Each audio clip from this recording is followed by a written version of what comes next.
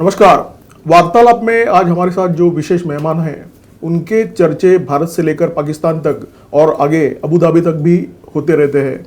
आज हमारे साथ है नाजिया इलाही खान। वार्तालाप में उनका स्वागत करते हैं। नमस्ते। जय जय श्री राम, वंदे मातरम, भारत माता की जय। नाजिया जी, मैं आपको बहुत सारे पाकिस्तानी यूट्यूब पर देखते रहता हूँ, बहुत सारी डिबेट में भी आप शामिल होती है। तो नाजिया इलाही खान सनातन का प्रचार कर रही है, ये कैसे हुआ? देखिए, होता क्या है ना, मुस्लिम कम्युनिटी को में हमेशा बहुत सारे धर्मों से उनको दूर रखा जाता है। हम समझ ही नहीं पाते हैं कि बाकी धर्म बोलता क्या है। लेकिन हमारी 5 अलहामी किताबें हैं जो अल्लाह तबारक ताला ने नाजिल किया, तौरात, ज़बूर, बाइबल, इंजील, तब कुरान आया। तो हमें बचपन से ये भी सिखाया जाता था कि हम चर्च नहीं जा सकते, पर चर्च में भी मदर मैरी हैं और हमारे कुरान में मरियम अलैहिस्सलाम है। तो मुझे वहां से ऐसा फील हुआ कि मुझे एक बार तो भगवत गीता पढ़नी चाहिए, मुझे एक बार रामायण पढ़ना चाहिए। बचपन में जिद करती थी, पर कहीं ना कहीं किसी ना किसी वजह से रुक जाना पड़ता था। पर जब मैच्योर हुई तो मैंने उसको पढ़ने की कोशिश की, और जब मैं पढ़ी तो अपने कंफर्टेबल लैंग्वेज में पढ़ी। मेरा कमांड काफ़ी लैंग्वेजेस में है, फारसी में है, अरबी में है, इंग्लिश में है, बंगाली में है, हिंदी में है। तो मैंने काफ़ी लैंग्वेजेस में उसको पढ़ा। फिर मुझे आइस्कॉन टेम्पल जो भारत का सबसे बड़ा है मायापुर में, वहां पर उन्होंने मुझे अरबिक में भगवत गीता दिया। जब मैंने पढ़ा तो मतलब आई वॉज लिटरली शॉक्ड कि भाई मेरे कुरान में तो तलाक जैसी, हलाला जैसी चीजें हैं। आयत नंबर 5 सूरह नंबर 9 में सरतन से जुदा करने की भी बातें हैं, जिहाद की भी बातें हैं। पर हिंदू धर्म में के जितनी भी मैंने रिलीजियस बुक को पढ़ा, ऐसी कोई बात नहीं है। सारी बातें खूबसूरत हैं, ह्यूमैनिटी को सबसे ज्यादा महत्व दिया गया है। और यही रीजन फिर मैंने देखा कि 82.7% सनातनियों के भीड़ में रह करके मैं सुरक्षित हूं, मैं सेफ हूं। मैं अपनी इज्जत आबरू के साथ उम्र का 32 साल गुजार दी।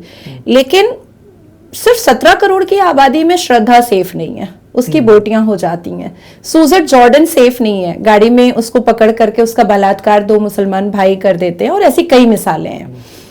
तो कहीं ना कहीं मुझे लगा कि जो मैंने सीखा है, जो मैंने समझा है, मुझे उसका प्रचार भी करना चाहिए, मुझे उसको वर्ल्ड वाइड स्प्रेड करना चाहिए, और मैं वो करना स्टार्ट कर दी मैंने। अच्छा, ये आप जहाँ से बिलोंग करती है, बंगाल से, वहाँ संदेशखाली जैसी घटना होती है और मीडिया में उसका बहुत सारा रिएक्शन है। मैं ये जानना चाहता हूँ कि बार बार इस प्रकार के इंसिडेंट होते रहते हैं, पश्चिम बंगाल के लोगों की क्या भावना है? देखिए, मैं पिछले 14-15 साल से मैं कंटिन्यूअसली वेस्ट बंगाल में हूँ, कंटिन्यूअसली।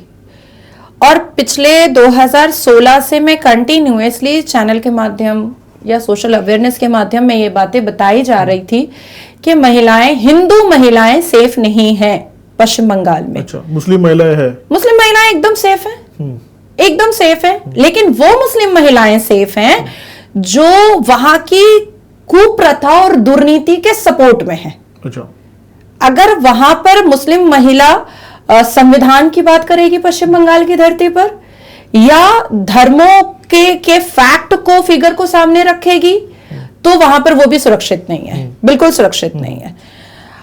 अब संदेशखाली की मैं बात कह देती हूं कि एक शाहजहां हमने देखा था मुगल, जिन्होंने सिर्फ मुमताज से शादी नहीं की थी बल्कि उनकी तमाम बहनों से शादियां कर डाली थी। और एक शेख शाहजहां है, तृणमूल कांग्रेस का बड़ा नेता, जो ना मंत्री है, ना एमएलए है, ना काउंसिलर है, ना पंचायत प्रधान है, लेकिन वो नेता है और बड़ा दबंग नेता है। अच्छा, 200 करोड़ से ऊपर की संपत्ति है उसके पास। और पूरे संदेशखाली की मां बहनें, हिंदू मां बहनें, जिनके मांग में सिंदूर है, हाथ में शाखा पौला है, पैर में आलता है, बिछिया है, आज उनको रोड पर उतरना पड़ा है और अपने इज्जत के लिए इंसाफ की भीख मांग रही हैं।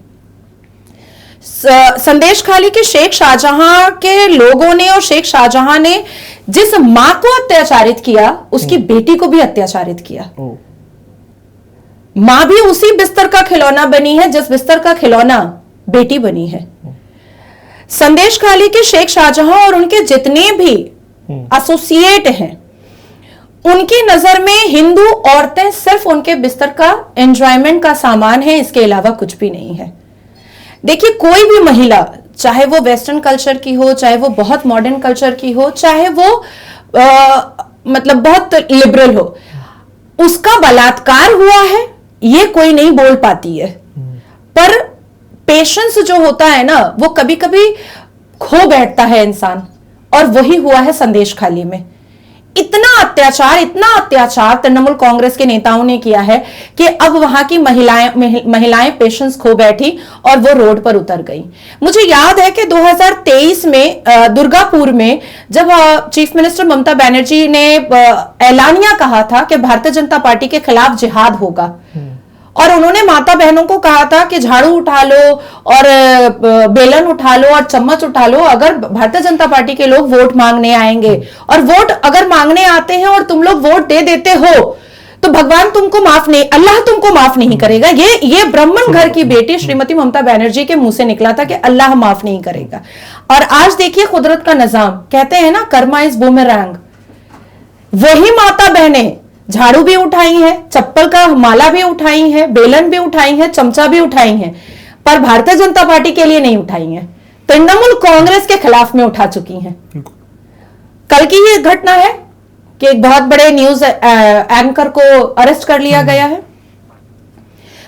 तृणमूल कांग्रेस एक ऐसी दिशा पे चल पड़ा है जो 2021 में वहां के मेयर फरहाद हकीम साहब ने, और ममता बनर्जी के लाडले मंत्री हैं वो, उन्होंने ऐलानिया द डॉन न्यूज़पेपर को, पाकिस्तान के एंकर को पश्चिम बंगाल की धरती पर कहा था कि कलकत्ता तो मिनी पाकिस्तान है। आप 2012 उठा लीजिए, जब सुजर जॉर्डन का बलात्कार हुआ तो भी मिनी पाकिस्तान ही था, क्योंकि बलात्कारी मुसलमान था, इसलिए पश्चिम बंगाल की मुख्यमंत्री महिला होने के नाते होते हुए भी उन्होंने कहा सब सजीवी घटना है, क्योंकि बलात्कारी मुसलमान था। उसके बाद कामदुनी का 3 बार बलात्कार हुआ, क्योंकि वो थाना जा रही थी इन्वेस्टिगेशन स्टार्ट करवाने के लिए। एक्विटल मिल गया 2023 में, जो बलात्कारी थे। क्यों मिला? क्योंकि बलात्कारी मुसलमान था। 5 मुसलमानों ने 72 साल की नन का बलात्कार किया कोलकाता में, चर्च के अंदर एंटर करके। छूट गया। क्यों छूटा? क्योंकि बलात्कारी मुसलमान था। शेख शाहजहां अब तक अरेस्ट नहीं हुआ।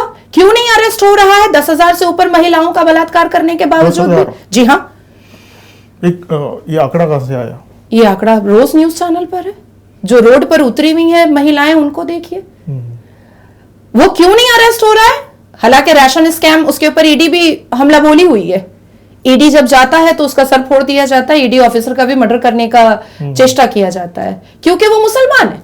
पश्चिम बंगाल में मुसलमान बलात्कार करे, कोई आरोप है ही नहीं। वो तो भाई जिहाद के नाम पर पैंट का जिप खुल रहा है और हिंदू महिलाओं का बलात्कार मैं हो रहा है। पूछना चाहता हूँ कि ये घटना आपने बताया कि 2012 से हो रही है जी, लेकिन फिर भी ममता बनर्जी लगातार वहां से जीतती आ रही है जी। इसका मतलब ये साफ है कि उधर के हिंदू भी है वो तृणमूल को वोट करते हैं। हाँ बिल्कुल। और देखिए, मैं अगर सही तरीके से परसेंटेज निकाल दूं तो लोग क्या सर्च करेंगे कि पश्चिम बंगाल में कितने हिंदू हैं और कितने मुसलमान हैं, माइनॉरिटीज सब कितने हैं, तो माइनॉरिटीज का आंकड़ा आएगा 27.8% मोर और लेस, और रिमेनिंग आ जाएगा कि हिंदूज है, जिसमें मारवाड़ी सब कोई है। लेकिन जो हिडन आंकड़ा है वो 60-40 का है, क्योंकि रोहिंग्या जो वहां पर घुसपैठियां हैं, पाकिस्तानी और पेशावरी जो वहां पर घुसपैठियां हैं, बांग्लादेशी जो वहां पर घुसपैठियां हैं, उनको कौन काउंट करेगा? तो ये समझ लीजिए कि 40% डायरेक्ट वोट श्रीमती ममता बनर्जी के बॉक्स में जा रहा है, और 60 में जाहिर सी बात है कि वो तो बटेगा ही। बिल्कुल। तो अगर जनता चाहती भी है पश्चिम बंगाल के, जिसके हाथ में फैक्ट वोटर आईडी कार्ड है, कि नहीं भारतीय जनता पार्टी की सरकार हो जाए, तो ये जो हिडन आंकड़ा जो छुप करके रखा हुआ है, ये तो वोट करता है ना ममता बनर्जी को।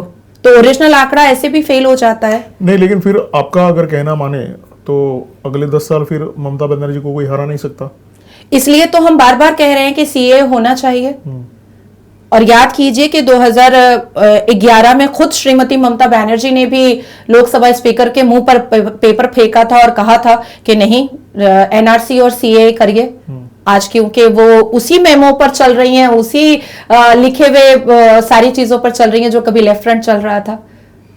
आप मैं ये भी बताना चाहूंगी आपको कि तृणमूल कांग्रेस पार्टी की सरकार में एक मंत्री ऐसे हैं जो पाकिस्तान पेशावर के हैं। अच्छा जी, मैंने हाई कोर्ट और सुप्रीम कोर्ट उन मंत्री के ऊपर करके रखा है जिन्होंने अपने कुछ मुस्लिम दलालों को मेरे पीछे भी लगाया है, मुझे मलाइन करने के लिए, मुझे डिफेम करने के लिए, रेप की धमकी के लिए।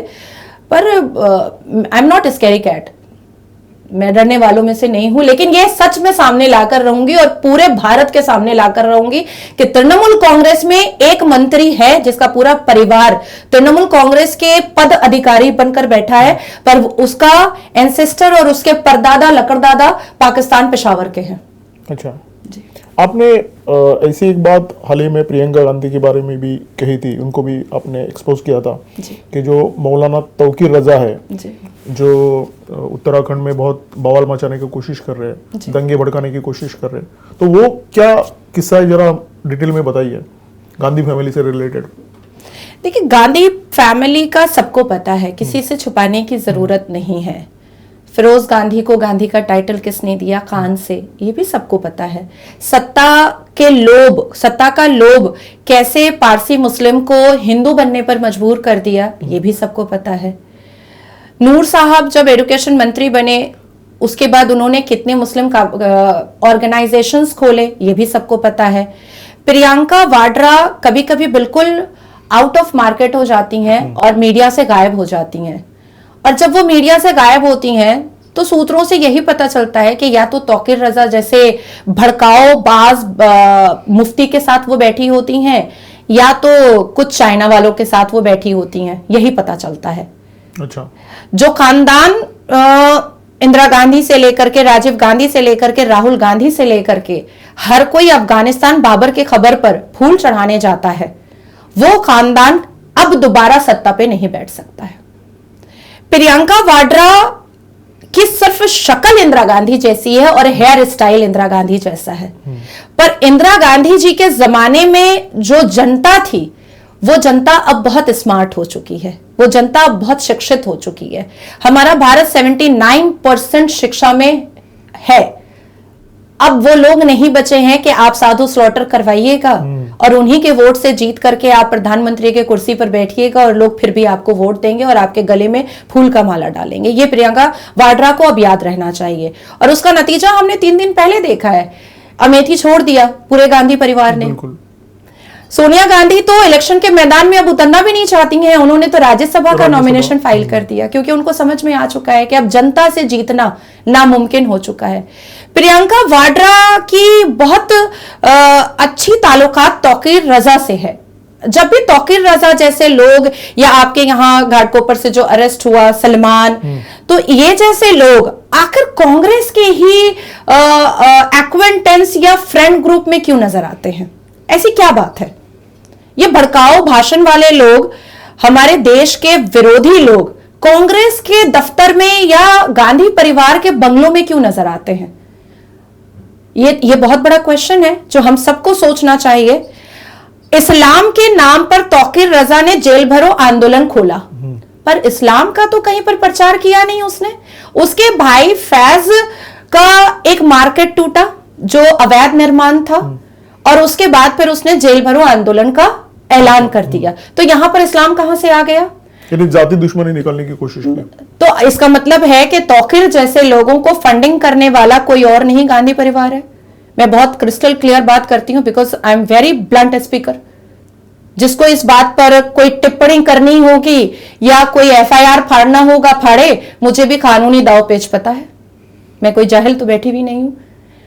जो लोग दम भरते हैं कि वो पैगाम मुगल हैं, अवैसी साहब, तो हमने तो अल कुरान में पैगाम रसूल पढ़ा, हमें अशरफुल मखलूकात बनाया गया पैगाम रसूल बनने के लिए, पैगाम मुगल बनने के लिए तो पूरे अल कुरान में कहीं पर नहीं है। षड्यंत्र बहुत सारे खेले गए, नेहरू जी के जमाने से लेकर के राहुल गांधी तक, या सोनिया गांधी जी के आंचल से निकले हुए मनमोहन सिंह जी से तक। अब वो षड्यंत्र चलेगा नहीं। संविधान के पन्नों को पलट करके देखिएगा, जब हमारे देश के जवान किसी गैर देश की लड़की से शादी कर लेते हैं तो उसको जीरो ग्राउंड से उठा करके चेयर और टेबल पर बैठा दिया जाता है, बराबर है ना। तो जब हम अपने देश के हीरो और देश के जवान के साथ ये निर्णय संवैधानिक तरीके से लेते हैं, तो एक इटली की औरत पर ये देश कैसे उसके आंचल पे डाल सकते हैं?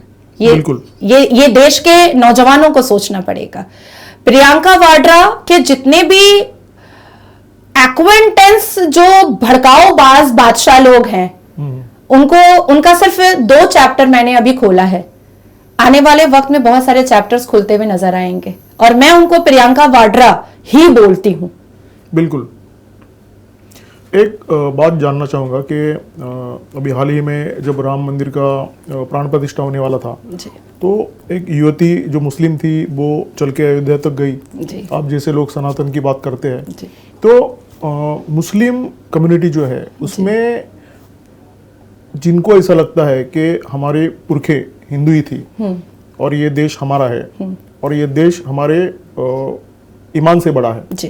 तो ऐसी भावना रखने वाले कितने लोग हैं? क्योंकि आप देश भर में घूमती रहती है, लोगों से बातचीत करती रहती है, क्या लगता है आपको? देखिए, इसको बहुत आसान तरीके से समझा जा सकता है। जो लोग वंदे मातरम बहुत प्राउड फील करके बोलते हैं, उनके लिए देश सर्वोप्रिय है और सर्वप्रथम है और उनका मजहब उनके घर के अंदर है। और जो लोग वंदे मातरम ना कहने के लिए पार्लियामेंट के अंदर भी बहस करते हैं, इसका मतलब है कि उनके दिल में आज भी पाकिस्तान बस रहा है। बिल्कुल नहीं, मैं जानना चाहता हूं कि एक अंडर करंट विशेषकर मुस्लिम महिलाओं में ऐसा लग रहा है कि उनका झुकाव कहीं पर राष्ट्रवादी विचारों की तरफ हो रहा है। होना भी चाहिए। नहीं, ऐसा है, पहले नहीं था। अब ये चित्र है, तो आपकी जानकारी क्या है? ये मैं पूछना चाहता हूं। काफी। अभी आप देखिए ना, यूसीसी के लिए 58.9% मुस्लिम महिलाओं ने वोट किया है। 58.9% पूरे इंडिया में, पूरे भारत में। अभी महिलाएं सामने आकर के यूसीसी का समर्थन कर रही हैं। महिलाएं सामने आकर के कह रही हैं, भाई ज्ञानवापी तो हमारे कुरान में ही नहीं है, ये तो संस्कृत वर्ड है। तो कहीं ना कहीं जो मैंने लोगों को और अपनी मुसलमान बहनों को जो मैंने समझाया है सोशल मीडिया के तहत और अपनी स्पीच के माध्यम से, वो उस पर होमवर्क कर रही हैं और वो समझ रही हैं कि हाँ, ये सही बोल रही है। और आज मैं अकेली नहीं हूं। आज मेरे जैसी मुसलमान बेटियां आप तकरीबन 1.5 लाख आराम से पा लीजिएगा भारत के अंदर। जो योजनाएं आई हैं भारत के प्रधानमंत्री की तरफ से, और पसमानदा मुसलमानों के लिए भारत के प्रधानमंत्री को कुरान के पन्नों को खोल करके बताना पड़ा कि भाई 800 बार तो इल्म की बात तुम्हारे कुरान में लिखी हुई है, कम से कम उसी को मान लो। तो कहीं ना कहीं मुसलमान महिलाओं को ऐसा एहसास हुआ कि नहीं, बात तो वो सही बोल रहे हैं, बात तो वो गलत नहीं बोल रहे हैं।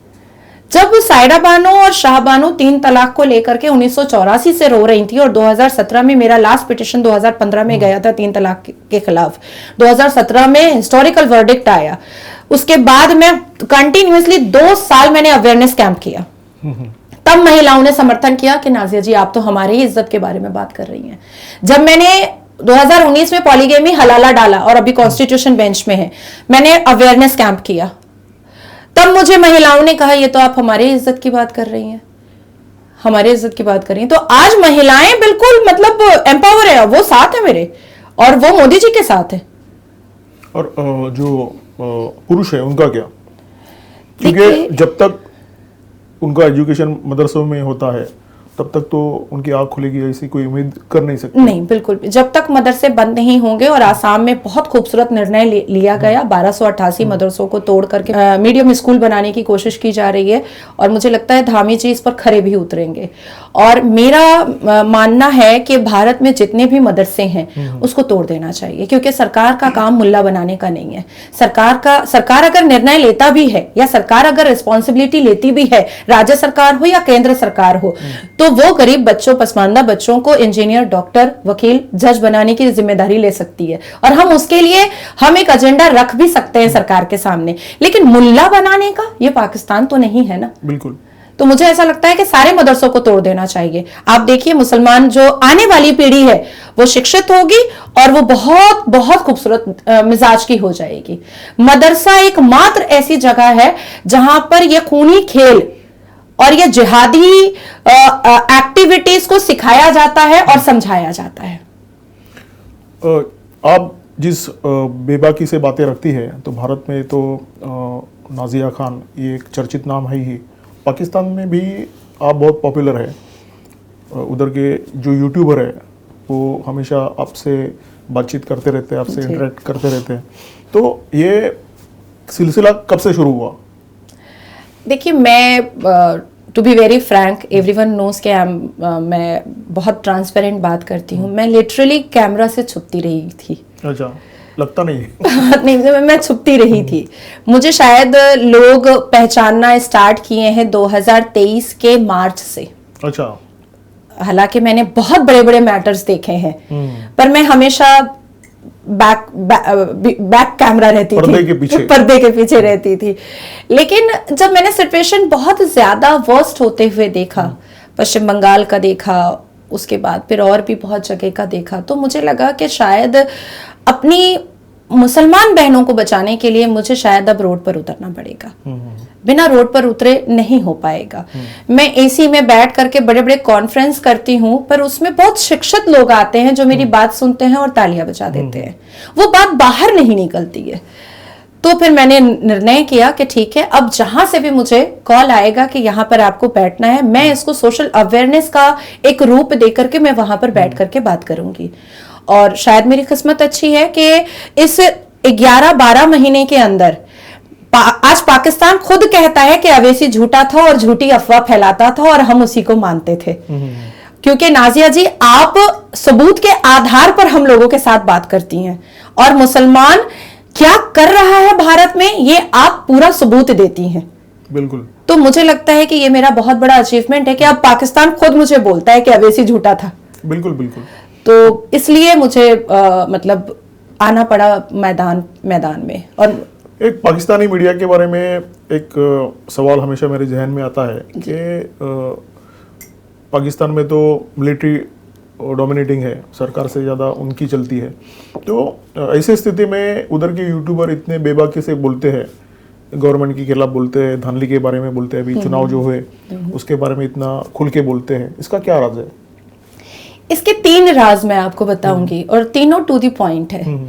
पहला, आप जितने भी यूट्यूबर्स को देखिएगा वो भारत के कंटेंट पे बात करते हैं, अपने पाकिस्तान की बात नहीं उठाते हैं। वो हम जैसे वल्नरेबल स्पीकर है जो पाकिस्तान की बात भी जबरदस्ती उठा लेते हैं। आप एक चीज दूसरा देखिएगा कि जो कन्वर्शन करवाता है सिंध में, बलोच में, गिलगित में, लाहौर में, कराची में, मियां मिट्ठू, उसके बारे में ये लोग कभी बात नहीं उठाते हैं इंटेंशनली। क्योंकि जिस दिन बात उठाएंगे दूसरे दिन इनका हड्डी कहीं और मिलेगा, मांस कहीं और मिलेगा, ये यूट्यूबर्स का। तीसरा मैं कहूंगी कि भारत के अचीवमेंट और डेवलपमेंट को बहुत खूबसूरती से दर्शा करके जो युवा यूट्यूबर्स हैं पाकिस्तान के, वो कहीं ना कहीं चाहते हैं कि हम पाकिस्तान की कुछ बात भी नहीं करें और भारत के अचीवमेंट को दिखा करके अपने पाकिस्तान के युवाओं की आंखें भी खोलें, जो मुमकिन नहीं हो रहा है, पर वो कोशिश कर रहे हैं। कुछ सीनियर सिटीजन्स हैं जिसका अंदेशा मुझे भी है कि उनका बहुत अच्छा रिलेशनशिप आर्मी से है। अच्छा, जिसका अंदेशा मुझे रिलेशन मॉनेटरी रिलेशन है कि अंडरस्टैंडिंग है? That I really don't know, लेकिन रिलेशन तो है। क्योंकि मैंने कहीं पर सुना था कि इस प्रकार से साथ में बिजनेस भी चलते हैं कुछ आर्मी ऑफिसर और यूट्यूबर्स के। That I really don't know, लेकिन कुछ रिलेशन तो है, ये मुझे पता है। और कुछ ऐसे लोग हैं जो पहले मेन स्ट्रीम मीडिया पे बैठते थे, अभी अपना यूट्यूब खोले हैं। मेन स्ट्रीम मीडिया पे मोदी जी को भर भर के गालियां दिया करते थे, अब सुर बदल गए। एनाकोंडा से उनको मतलब रिफर किया करते थे अपने ट्विटर पर लेडी जो हैं, और अभी सुर तो ऐसा बदला है कि मोदी भक्ति आ गई है।